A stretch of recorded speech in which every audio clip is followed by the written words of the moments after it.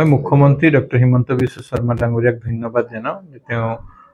মই আৰু কৃষ্ণেন্দু পাল দুজনক বৰাক উপত্যকাৰ পৰা তেওঁ মন্ত্ৰীসভাত স্থান দিয়াৰ কাৰণে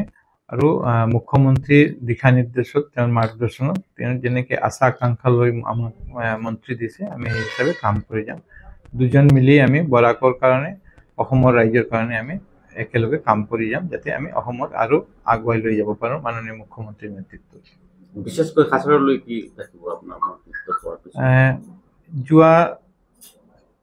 প্ৰায় 4 বছৰত যথেষ্ট কাম বৰাক উপত্যকা আৰু কাছাৰত হৈছে আৰু গোটেই অসমত আমি দেখিছোঁ আৰু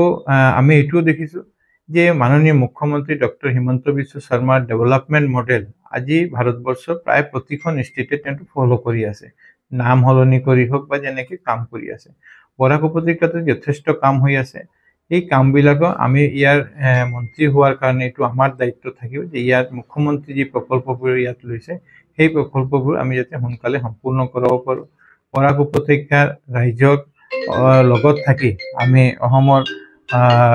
লগত লৈ যাতে আমি কাম কৰিব পাৰোঁ সেই চেষ্টা আমি কৰিম আমাৰ ইয়াতে মিনি ছেক্ৰেটেৰিয়েটত কাম চলি আছে আমাৰ ইয়াতে আৰু বহুত আসাম মালা বহুত ডাঙৰ ডাঙৰ ৰাস্তা হৈ আছে আমাৰ ইয়াতে ষ্টেডিয়াম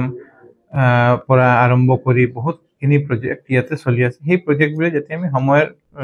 ভিতৰত আমি শেষ কৰিব পাৰোঁ সেই কামবিলাক আমি কৰিম যি দায়িত্ব মুখ্যমন্ত্ৰী মহাশয় দিছে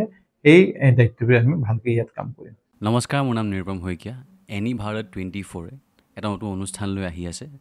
জুবিনৰ গানে কি আনে তাৰ অডিশ্যনসমূহ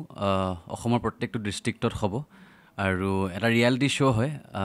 আপোনালোকে দিয়া ফোন নম্বৰ যোগাযোগ কৰিব পাৰে আৰু আপোনালোকৰ ওচৰলৈ এনেও গৈ আছে তেওঁলোক আৰু আশাবাদী যে আপোনালোকে এই অনুষ্ঠানটোত ভাগ ল'ব